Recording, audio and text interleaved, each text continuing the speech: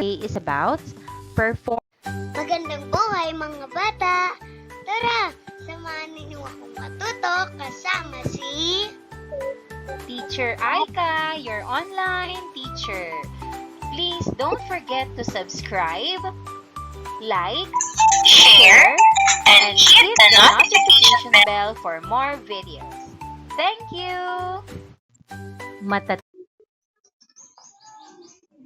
Curriculum Math 5, Quarter 1, Lesson 3.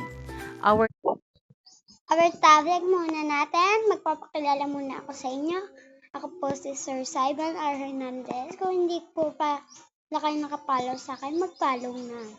Perform 3 or more different operation by apply the GMDAS rules. Alam niyo po ba yung ibig sabihin ng GMDAS rules?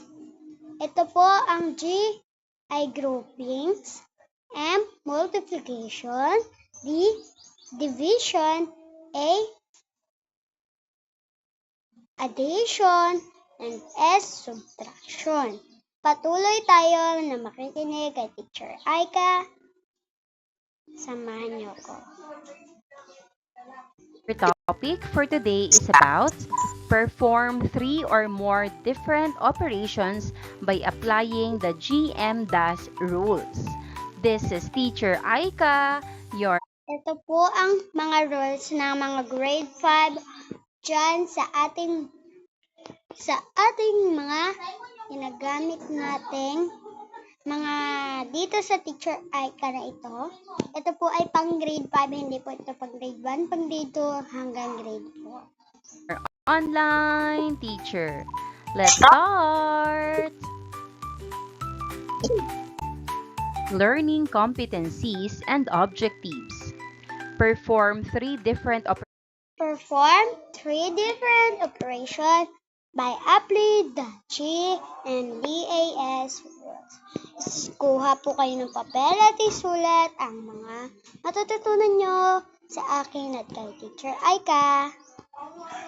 operations by applying the GMDAS rules.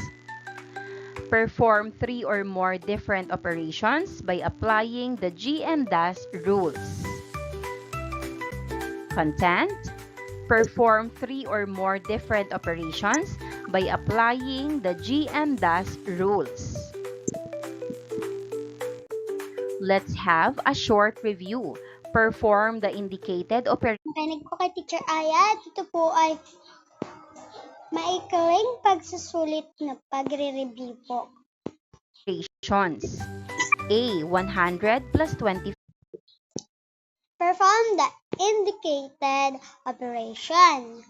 A. 100 plus 25.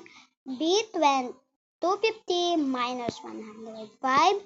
C. 12 times 30. D. 200 divided by 5. And E. 20 minus 4 minus 3. Pakinggan natin si Teacher Aya sa ating na isa sagot. 5. B. 250 minus. Ating nyo na pong sagot ito sa papel para inyo pong matutunan ang mga weekly na ating papag-aralan. 105. C. 12 times 30. D. 200 divided by 5. E. 20 minus 4 minus 3.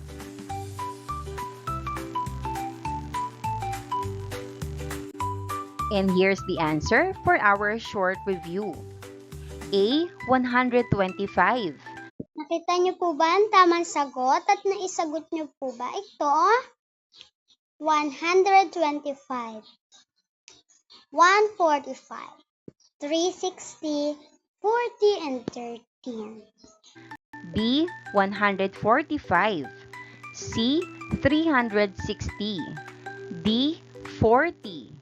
E. 13.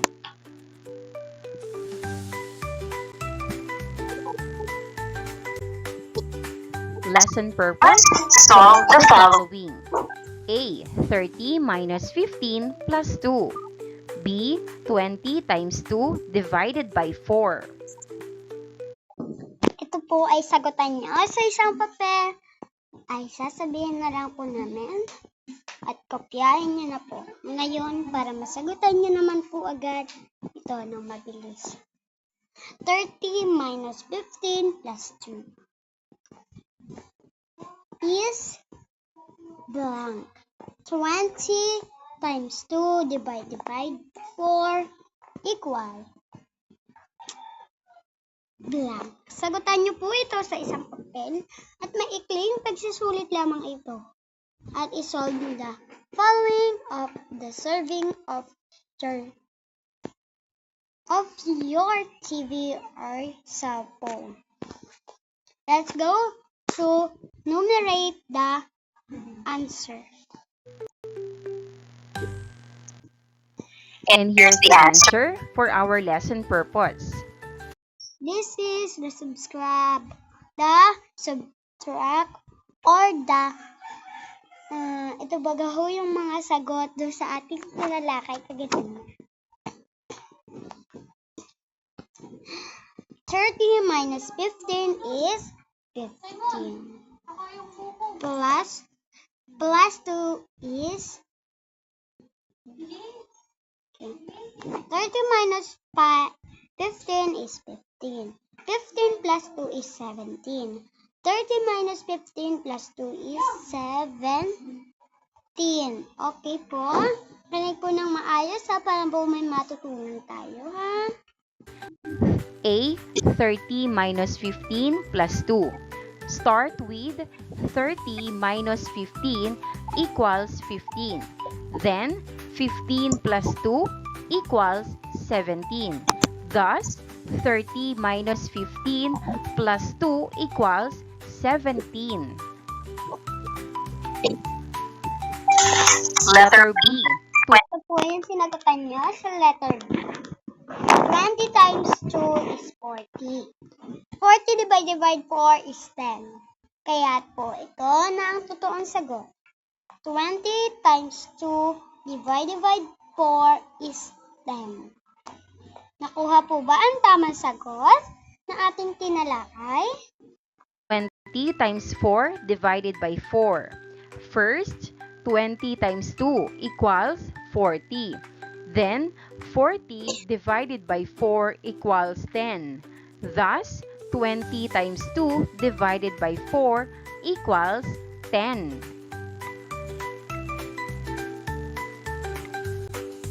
Unlocking content area vocab. Ang sinabi ko sa inyo kaganina. GMDAS. Grouping symbols, multiplication, division, addition, and subtraction. Vocabulary. GMDAS stands for grouping symbols, multiplication, division, addition, and subtraction. GMDAS rule states the order of operation when performing the series of operation. According to this rule, perform operation first within the grouping symbols, then do multiply or division or adding or subtracting, multiply or divide from left to right. Add or subtract from left to right. rule states the order of operations when performing series of operations. According to this rule, perform operations first within the grouping symbols. Then, do multiplication or division before adding or subtracting. Multiply or divide from left. Tapos po, ito yung inyo mga symbols operation na inyong imumultiply o gagamitin sa kumbaga ay pagsasolve nyo o pagkikwenta. Multiplication muna ang uunahin, kasunod ay division, for subtraction and multiply or divide. Yun po ang inyong sasunod-sunod na pagsasagot. To right. Add or subtract from left to right.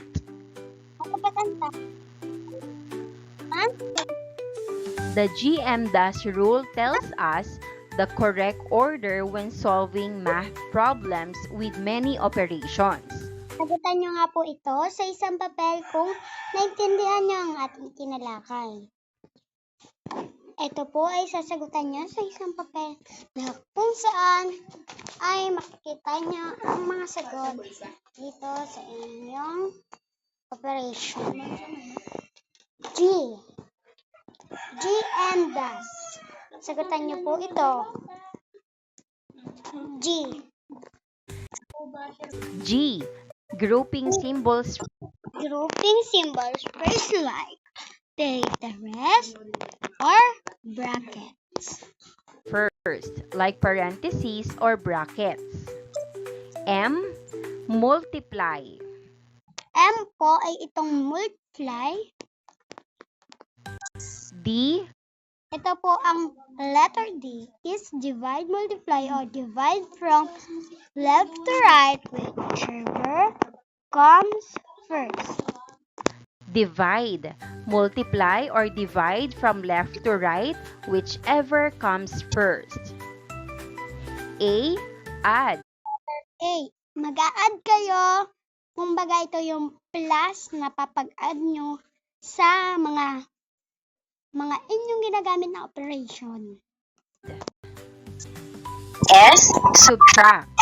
Add or subtract from left to right, whichever comes first. Important. Always remember. Always solve anything inside parentheses or brackets first. After that, multiply or divide. Times 4. Okay.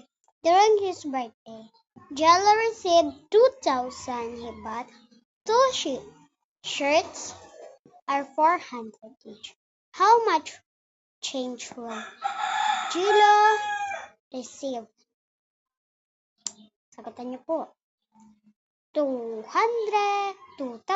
minus 400 plus 40. 400 is 120. Kaya bagat hoy ere ang pinakasagot. Letter 100 pesos equals 1,200 pesos. The correct answer is letter B. 2,000 pesos minus 2 times 400 pesos equals 1,200 pesos. At hanggang dito na lang po ang ating mga papag-aralan. At sa susunod po ay maphe naman ang ating papag-aralan. Salamat po sa mga nanonood. Mag-comment po kung ano naman po ang gusto nyong ating aralin.